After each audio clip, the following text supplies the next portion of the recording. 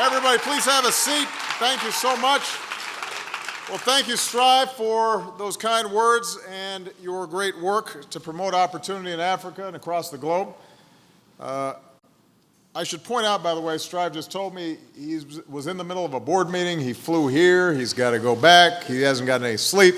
That's how committed he is to the work that we're doing. So give Strive a big round of applause.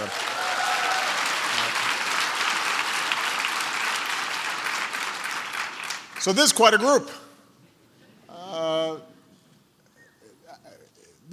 Just a lot of do-gooders in one room. That's good. Just own it. You should be proud of it.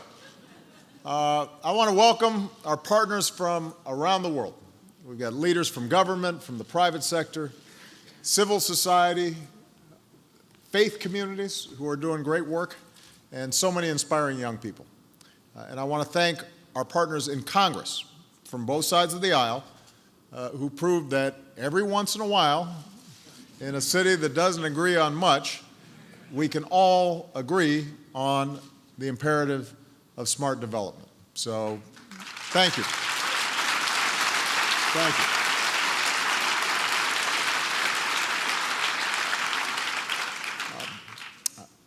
Obviously, there's been a tough couple of weeks, not just here in the United States, but around the world. And that's being amplified to some degree during political season. So I think maybe it's worth stepping back for a moment. It's a challenging time with threats of terrorism, an international order that is buffeted by all kinds of different events, a sense that globalization is leaving too many people behind and expanding inequality within countries, even if we are seeing progress in the aggregate. And all of this creates legitimate fears and anxieties that have to be addressed, and at least a feeling, a perception that people don't have full control over a rapidly changing world. So it is worth reminding ourselves of how lucky we are to be living in the most peaceful, most prosperous, most progressive era in human history. Now, that's hard to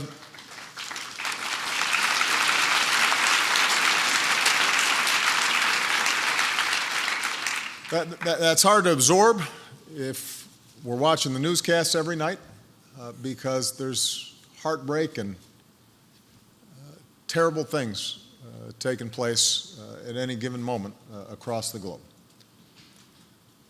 But it's important for us to remember, not so that we become complacent, but so that we understand that good works can make a difference. Think about it. It has been decades since a war between major powers. More people live in democracies. More people are linked by technology. Thanks in part to the dedication and passion and hard work of so many of the people who are gathered here today, in recent decades, the world has achieved incredible advances in development and human dignity. We've saved over 60 million lives from measles and malaria and tuberculosis. We've slashed HIV/AIDS infections and deaths. Across the developing world, incomes have gone up. Tens of millions of boys and girls are in school. Millions have gained access to clean energy, helping to mitigate the threat of climate change. In just the past 25 years, more than 1 billion people have been lifted out of extreme poverty. 1 billion. Michael Elliott, the former head of the One campaign, who we remember today, he liked to say that we're living through an age of miracles.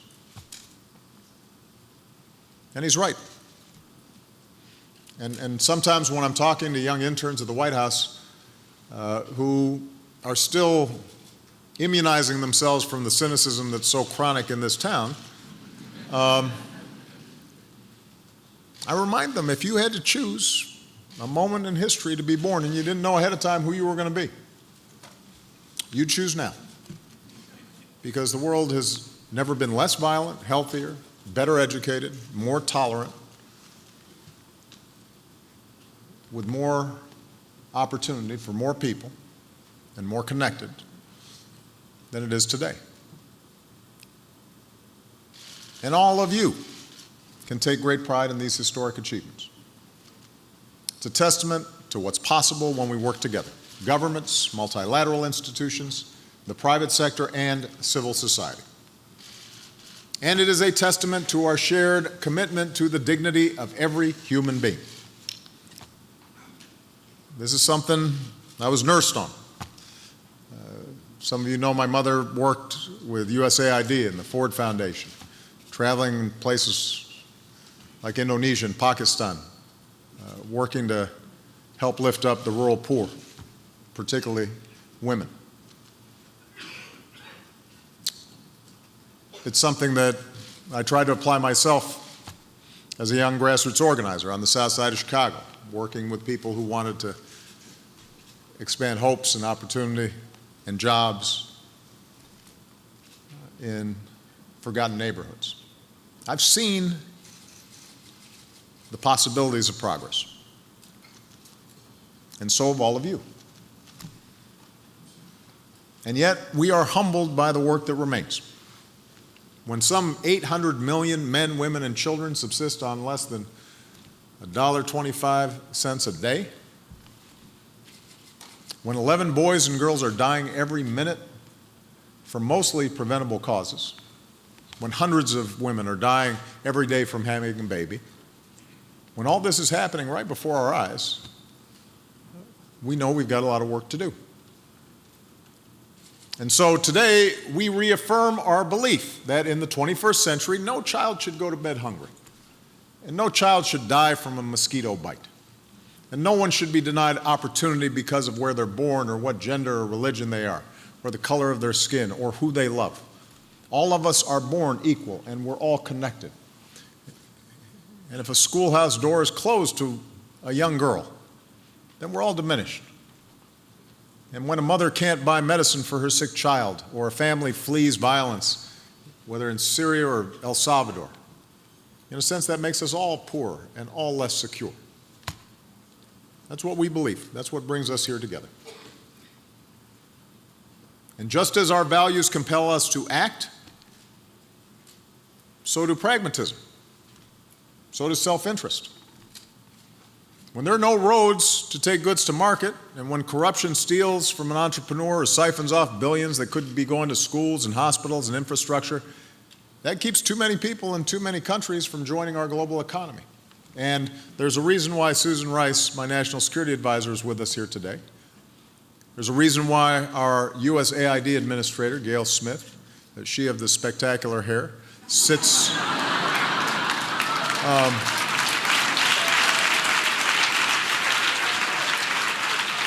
there's a reason that Gail sits alongside generals in the Situation Room when we're talking about critical national security issues, because we know there is a correlation between no education, no jobs, no hope, the violation of basic human dignity, and conflict and instability.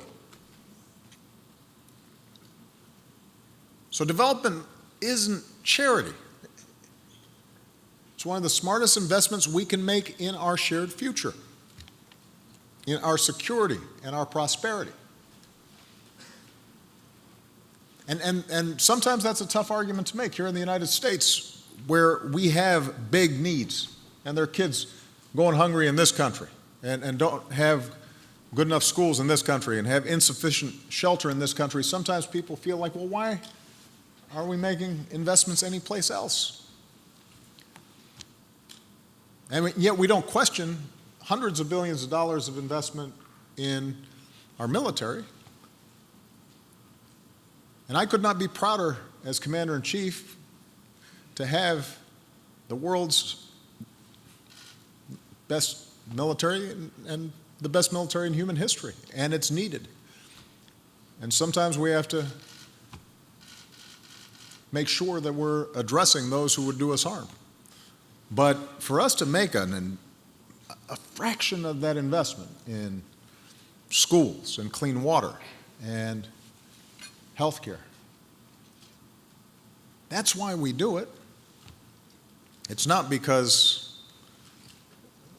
we're not mindful of the needs here in this country. It's because if we make those investments, we're also going to be in a better position to protect our country and improve our country. And this is why, as president, I've elevated development as a key pillar of American foreign policy. With the help of many of you, we've established our new global development policy, and we've transformed the way we do business. We changed how we measure development, not just by the dollars we invest, although we still invest a lot of dollars, but by whether people and nations are actually better off as a consequence of those investments. Instead of government going it alone, we've deepened partnerships with multilateral organizations and civil society and the private sector and faith communities and most importantly, people on the ground. Instead of just sending foreign aid, we're leveraging new sources of funding, committing and mobilizing more than $100 billion from the private sector and other partners to promote development and save lives. And in the fight against poverty, we're treating governments as partners, not charity cases. Instead of top-down approaches, we're building local capacity because local partners have to be in the lead. So the United States continues to be the world's largest donor of humanitarian aid, and it will remain so as long as I'm president, and it will remain so, I'm confident, in the next administration. But instead of just responding after crises happen, what we've been focused on is helping communities and countries build resilience to shocks and to be in a position to avoid crises. Because we have to be hard-headed and big-hearted at the same time. And in doing so, we've ushered in a new era of accountability and results.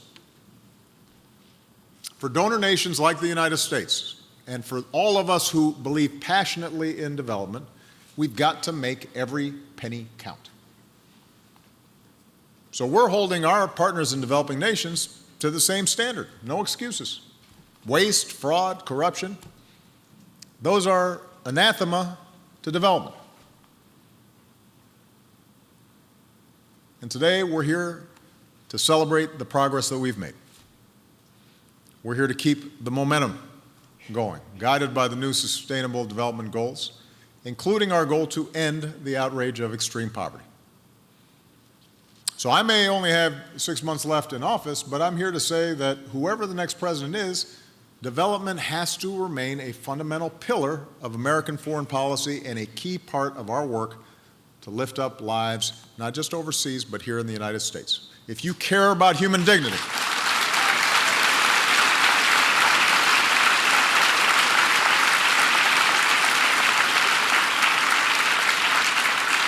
if you care about human dignity, if you care about reducing violence and terrorism, if you care about fighting climate change, if you care about addressing inequality and creating trade and prosperity that works for all and not just some, then you're going to have to pay attention to development. You're going to have to make an investment.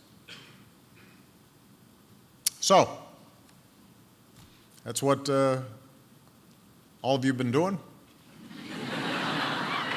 And I'm here to tell you, let's keep going.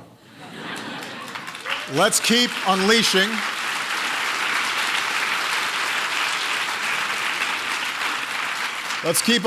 broad-based growth that transforms economies and lifts people and nations from poverty and prosperity. People tell me around the world when I travel, developing nations, they do not just want aid, they want trade. They want capacity building. As we've seen from South Korea to Chile to Botswana. The developing nation of today can end up being the engine of global growth tomorrow. So having renewed the African Growth and Opportunity Act, moving ahead with the Trans-Pacific Partnership, we can make sure that trade and globalization delivers progress not just for those at the top, but also for the many. We'll continue to partner with countries that embrace reforms and attract investment. And in September, in New York, we're going to host the second U.S.-Africa Business Forum to keep promoting growth and innovation and investment across the continent. Working with over 40 countries, we're bringing the wonders of technology to far corners of the globe, accelerating access to the internet, bridging the digital divide. We've mobilized governments and multilateral institutions and more than 100 private sector partners around our Power Africa initiative, funding everything from big power plants to off-the-grid and small renewable energy projects. And we are proving that countries don't have to choose between expanding access to power and combating climate change. These projects are expected to generate up to 29,000 megawatts of cleaner electricity so that students can study at night and businesses can stay open and farmers can use mechanized tools. And I believe that by 2030 we can bring electricity to over 60 million African homes and businesses, and that will be transformative for the entire continent.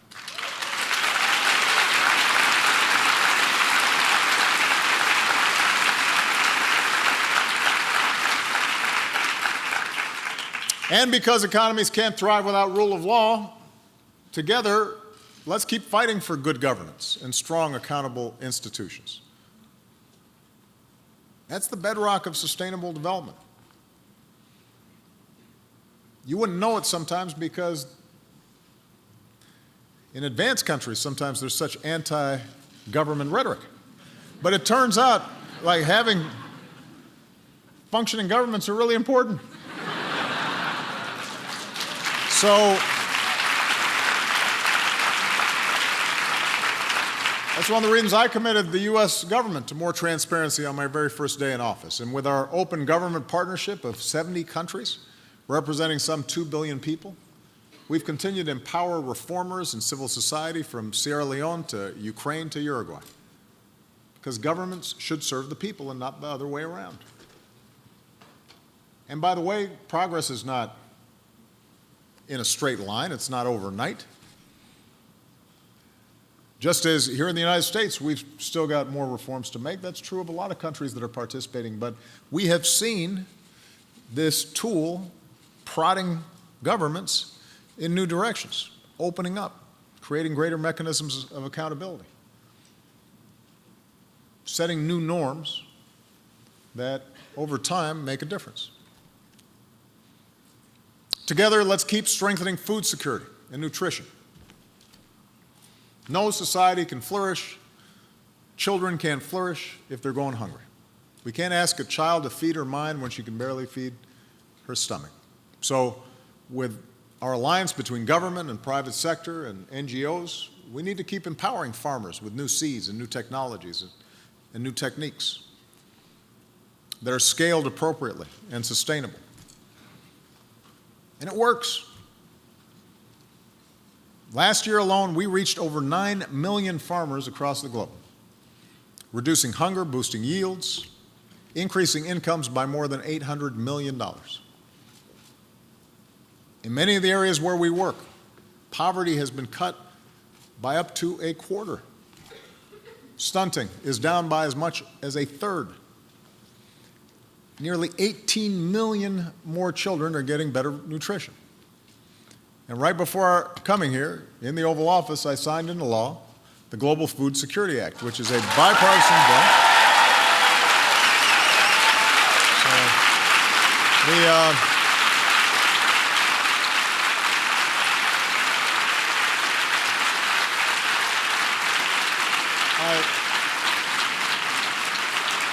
Thank you.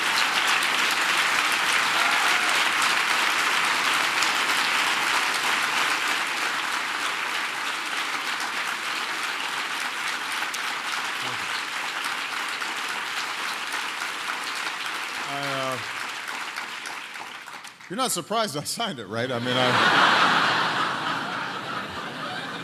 mean, you guys are all excited about it. We've been working on this for a while. We got it passed, so it's my job to sign it. But this is a bipartisan bill that authorizes more than $7 billion so that initiatives like Feed the Future endure well into the future. So let's sustain this progress. Let's make hunger history. Together, let's keep advancing global health and keep reforming health systems, empowering local communities, investing in new treatments and prevention. Building on the fine work of my predecessor, President George Bush, we've saved an estimated 6 million lives from malaria since the year 2000. In our fight against HIV,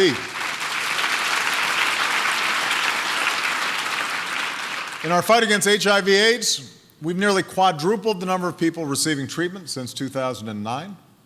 We're supporting 9.5 million people with life-saving therapies. And I believe we can meet our goal of treating nearly 13 million people by the end of next year. Our vision is within reach, the first AIDS-free generation.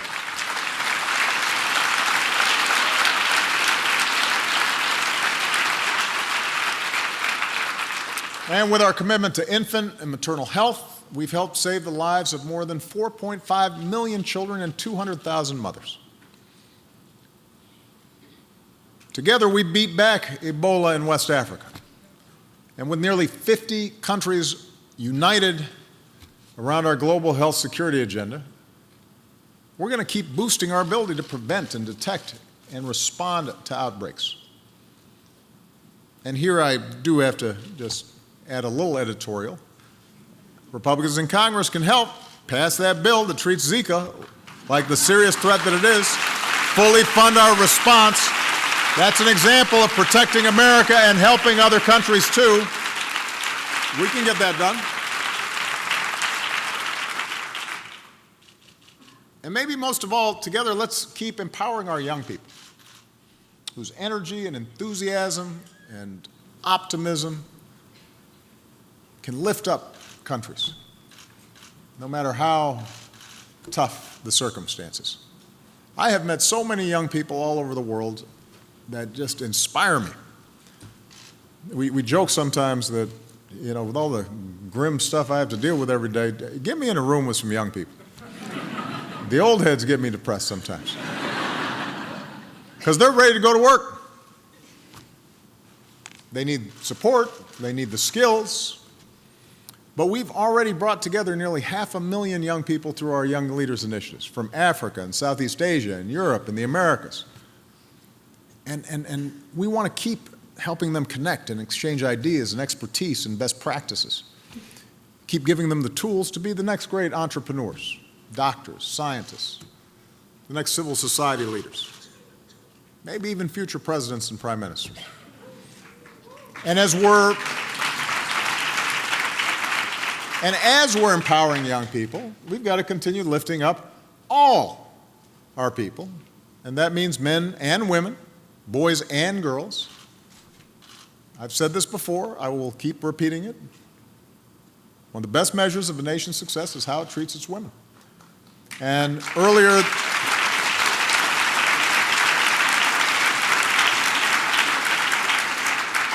this month, we had the Obama women, Michelle and Sasha and Malia. They went and traveled with young women in Liberia and Morocco. Dr. Jill Biden's in Africa this week. And in all these trips, their message is simple. Let girls learn. Let girls learn so they can help start new ventures and drive economies. Let girls learn so that they can invest in their communities. Let girls learn so they can be safe from violence and abuse. Let girls learn so they can realize their dreams. Because when women have equal futures, families and communities and countries are stronger. When they get an education, that means their children are getting an education. This is a fact. And we haven't made enough progress on this front. We got to do more. Now, none of this is going to be easy. One of the messages I've been trying to deliver at commencements and other appearances around the country as my presidency comes to a close is just reminding people stuff's always hard. In fact, I have a plaque on my desk that says, "Hard things are hard." This was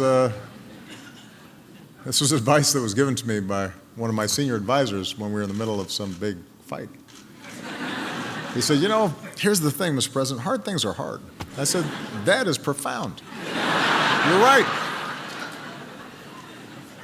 But sometimes we get disappointed in this age of instant gratification when we don't feel as if everything is solved. Well, you know, we're here on this earth just a blink of an eye, each of us.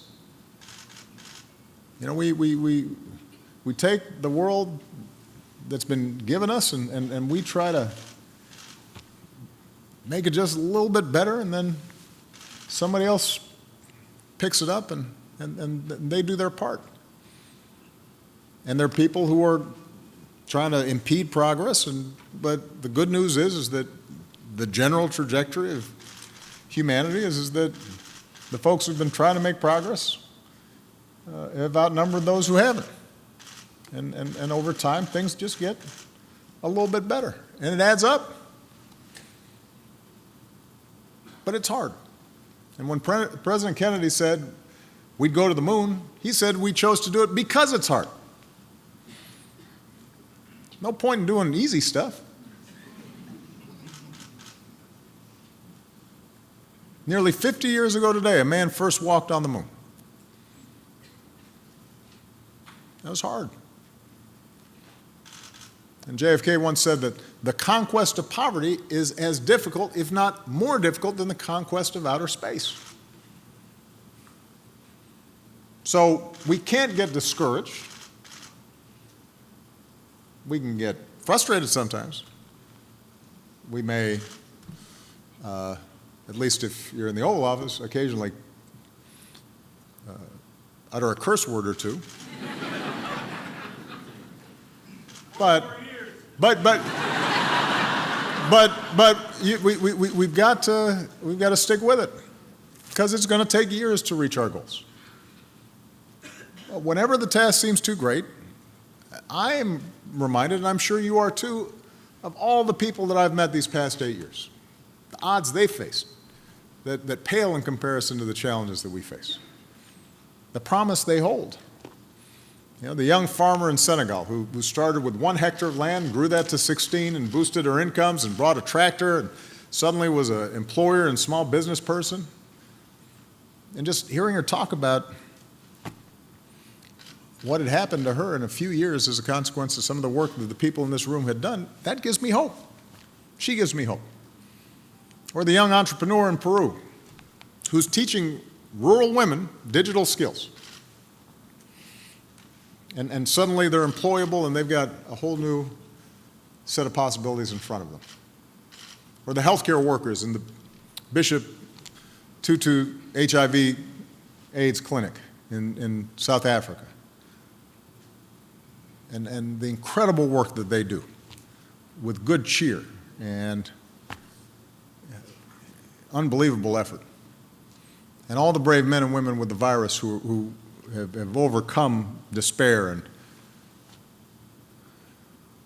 are now living full and long lives and are giving something back. They give me hope.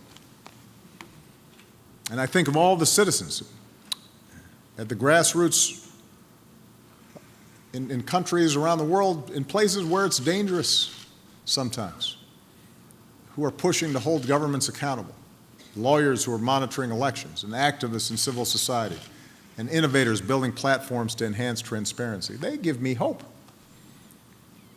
All of you coming together from across sectors, working together. Government, private sector, civil society, faith groups. Because you understand that despite whatever differences of religion or background or race or region. We are united as one human race and by our abiding commitment to the inherent dignity of every human being. All of you give me hope. Just as you've had a partner in me in my administration, I'm confident that as we work for the prosperity and justice and peace that all of us seek in the world, as we reach people who may feel forgotten and bring hope to remote corners of this planet, I am absolutely convinced that you'll have a strong partner in the United States of America. We've shown this can work. Now we just got to keep it up. All right? Thank you very much, everybody. God bless.